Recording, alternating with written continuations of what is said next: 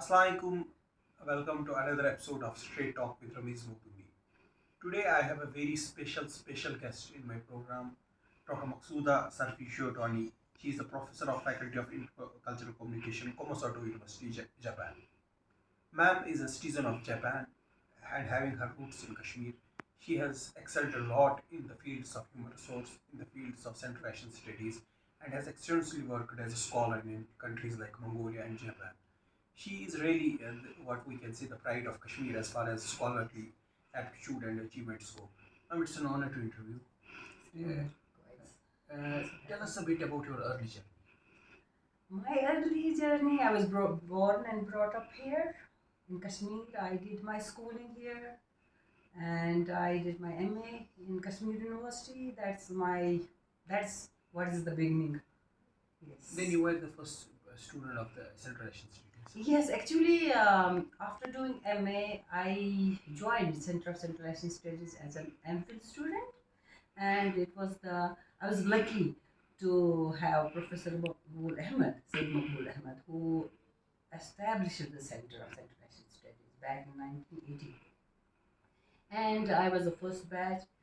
Then he asked me that there are not many people who are doing research on Mongolia. Why don't you do Mongolia? And everybody was, why Mongolia? Like that. But because I had trust in my professor, he was a great man. And then I said, okay. And then it was so lucky those days because Mongolia was a socialist country and they had this scholarship program. And then Delhi Human Resource, what do you call it? RH or something? Yes, or yes, Human Resource or something. They gave me this scholarship. Two girls were selected from Kashmir University. One was, if I use her name, she's no more now, but she's very dear to me, Miss Bimla Pandita, and she was from Hindi department and I was from history department, and we were selected to go to Mongolia for 2 years, and I did my research on my MPhil research there in Mongolia. What was your topic in Mongolia? It was Mongolian culture and the Mongolian religion. So how did you find the Mongolian culture and religion? You have been extensively scholar of the Mongolian studies. I was amused to see that. I felt it is home, first of all, because everything we have in India, and then there is Lamaism, but everything. It was a socialist period that time. People were not so vocal about their religion, but they will to see Indian people. They will come and they will show us these Buddhist statues and tell us you are from the land of our God. So, and all the these cultural traditions, they were same as in India because everything. Sorry. Before I shift to Japan, you were Japan. Sorry. Yes. How do you see the modern Mongolia shaping up?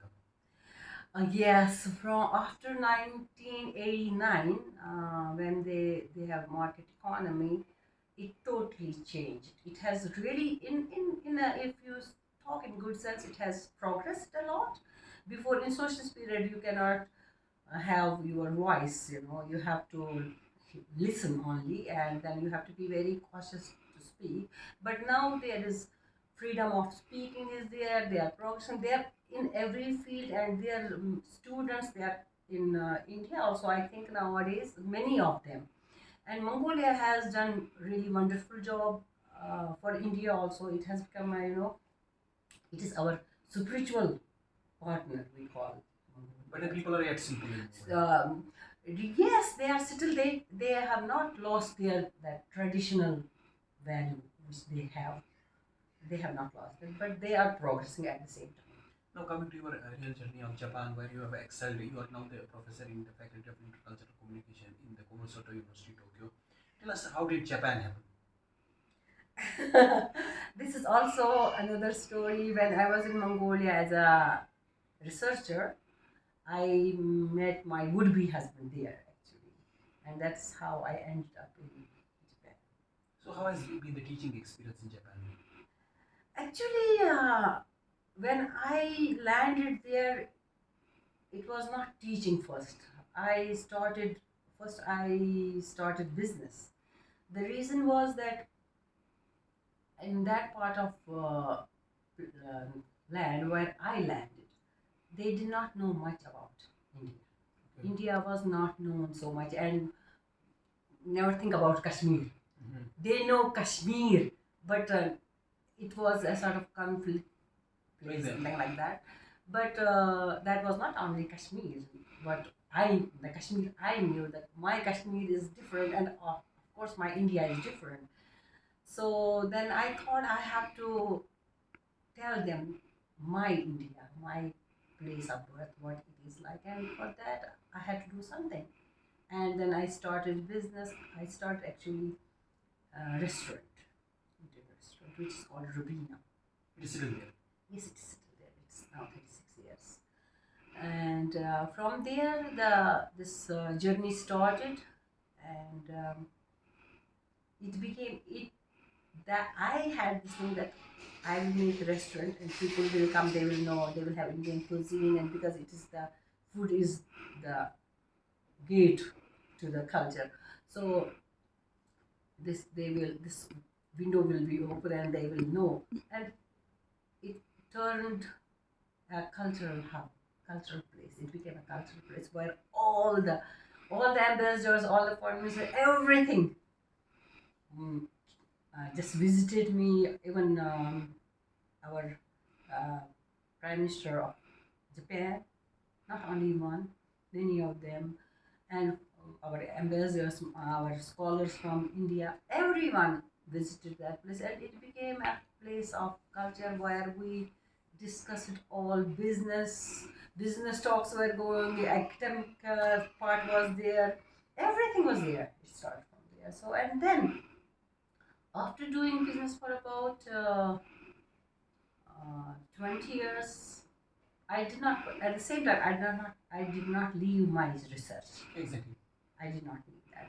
I was still on that and doing business. Besides that, I was also studying and doing my research on, doing my PhD with Professor Abdul Majid Muttu.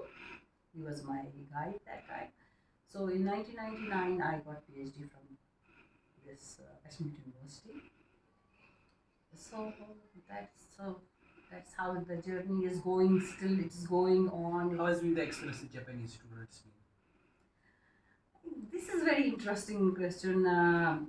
Japanese students, they are very diligent. They listen to you, but the thing is that they are very shy. Also, they are not like our students. That when we go to class, we ask questions. We ask questions. They are very shy to ask questions. But the fun part is that because I am teaching intercultural communications, so I give them, these seminar classes. Then we have seminar classes. I have students there. They drag saris, and I have a book also, Wonders of Sari, which I pen. Because all my students, they love to wear sari and they love to have Indian cuisines. That's the fun part of teaching also. So yes, my students are very dear to me, and they are very very very intelligent, and they want to know. As a citizen of Japan, as a scholar who has studied Japan, Japanese people are known for their kindness. A bit about that. They are kind. They are very kind. Not only kind, they know how to respect people. They believe in humanity. That's very important, which many countries lack. So that way, I feel very lucky to be a part of Great, that. great, That great, great. So, what would be your message to the humanity? humanity. I'm not. I'm not. I'm so sorry. I'm not so big to give a message to humanity, but I'll say it's good to be kind and humble, and not to forget your roots. Wherever you go, it's very good to explore the world, but at the same time, be grounded and don't leave your roots, because it is the roots which make you shine, which make you unique. And we should be, first of all, we should be humans. Who have been your inspirations in the life? I have two people. One is Swami Vivekanand, because I read him a lot, and APJ Abdul Kalam, because they have taught me To be spiritual at the same time to be hard worker, that pays. My last question, ma'am, it has been a really energetic talk to you. What would you like to say to the researchers? What areas they should focus on while researching any topic? See, this time it is not like when we were studying, we have this particular, we have to become doctor, engineer. This time, world has become so closer. We have become one world. This time, the theme also of our G20 was, one Earth, one family, and one future. So if you see that, we have so many things. We have this pool of talented pool in here, and we can use this these people in. We have know-hows, we have skilled workers, we have what you call it. We have digital technology. We have so many things where we can do research. I am an academician and I love academic education part, and I really want. There are universities where we have MOUs, but not in Jammu and Kashmir.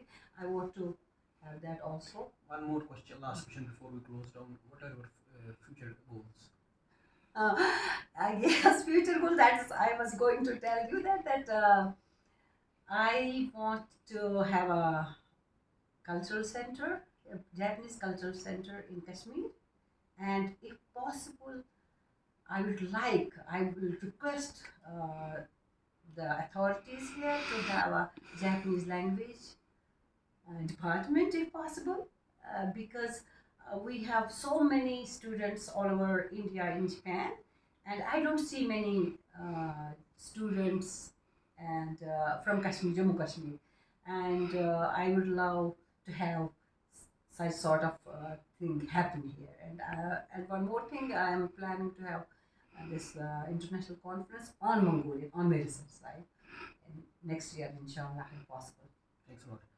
So it was Dr. Maqsooda Sarfi Shiotni. As you know, Straight Talk with Rameez Makhdoomi comes you with several episodes, and this was one of the interesting episodes to talk with such a dynamic and such an intelligent personality, full with intellect, moving with dynamism, and shining with her achievements. We would keep on disturbing her often. Thanks a lot. Thank you. Thank you.